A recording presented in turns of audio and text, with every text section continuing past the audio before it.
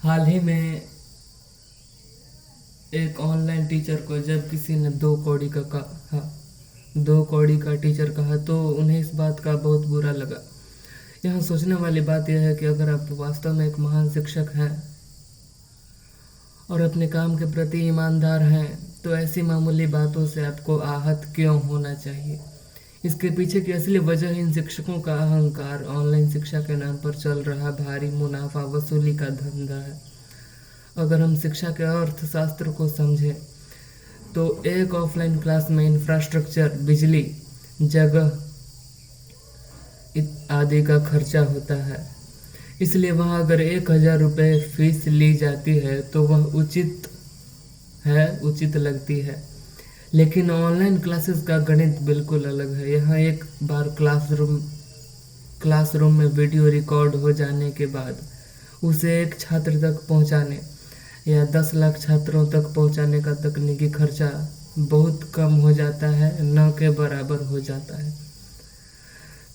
जब वितरण की लागत इतनी कम हो जाती है तो कायदे से जिस क्लास की ऑफलाइन फीस 1,000 रुपये है उसकी ऑनलाइन फीस 10 या 20 रुपये से ज़्यादा नहीं होनी चाहिए।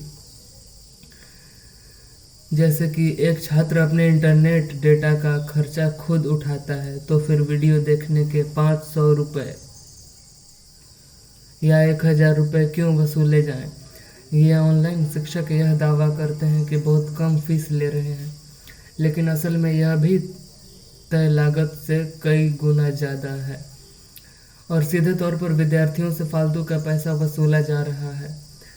कोचिंग के नाम पर जनता से खींचे गए इसी पैसे से ये शिक्षक अरबपति बन जाते हैं। फिर जब यही लोग, जैसे कि फिजिक्स वाला, खान कोचिंग सेंटर, इन पैसों से पिछड़े इलाकों में स्कूल, अस्पताल या लाइब्रेरी खोलते हैं तो इसे समाज सेवा या महानता का नाम दे दिया जाता है। हकीकत तो यह है कि यह कोई मुफ्त की सेवा नहीं है। यह उसी आम जनता और छात्रों की जेब से निकाला गया पैसा है जिसे बाद में उन्हीं के बीच दानवीर बनकर थोड़ा थोड़ा बांट दिया जाता है। यह पूरी तरह से एक भ्रम है कि ये लोग हमारी सेवा कर रहे हैं। अब सबसे बड़ा सवाल यह उठता है कि आम लोग इस लूट को समझ क्यों नहीं पाते और भारत में यह व्यवस्था ऐसी ही क्यों चलती रहती है। इसका एक बहुत गहरा और मूल कारण भारत की भौगोलिक संरचना और जलवायु में छिपा है। हमारे देश की धरातलीय व्यवस्था इतनी विविध है। कहीं ऊंचे पहाड़ हैं, कहीं समतल मैदान, ढेरों नदियां हैं और 6 अलग अलग तरह की ऋतुएं हैं। यह लगातार बदलता मौसम और जटिल भूगोल लोगों की चेतना और सोचने की क्षमता पर सीधा प्रभाव डालती है। इस भौगोलिक विविधता के कारण यहाँ के लोग एक समग्र और स्पष्ट चिंतन का निर्माण नहीं कर पाते हैं। उनकी मानसिकता बट जाती है और वे गहराई से यह विश्लेषण नहीं कर पाते कि वास्तव में उनके साथ क्या हो रहा है।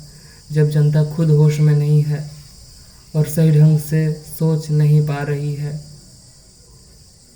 तो शिक्षा व्यवस्था या सिस्टम को कौन बदलेगा।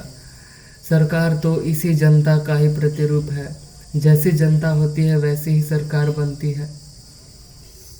भारत में हजारों वर्षों से यही चक्र चलता आ रहा है। एक समस्या खत्म होती है तो दूसरी खड़ी हो जाती है।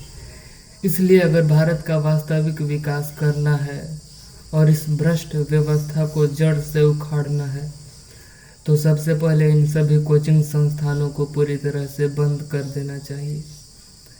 मौजूदा लोकतांत्रिक व्यवस्था में यह संभव नहीं लगता क्योंकि इसमें कड़े फैसले नहीं लिए जा पाते। देश को सही दिशा में ले जाने के लिए और एक कड़ा नियम लागू करने के लिए अब एक तानाशाही सरकार की सख्त ज़रूरत है। भले ही इसके लिए लोगों के कुछ अधिकारों को दबाना पड़े, कुछ को सीमित करना पड़े या कुछ अधिकार छीनने ही क्यों न पड़े। जब तक एक सख्त तानाशाही शासन लागू नहीं होगा तब तक इस देश में कड़े नियम स्थापित नहीं हो सकते और यह शोषण का तंत्र कभी खत्म नहीं होगा। लोकतंत्र से अब यह काम नहीं चलने वाला।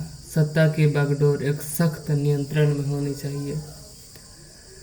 तो ये मेरी राय थी शिक्षा व्यवस्था और शासन को लेकर।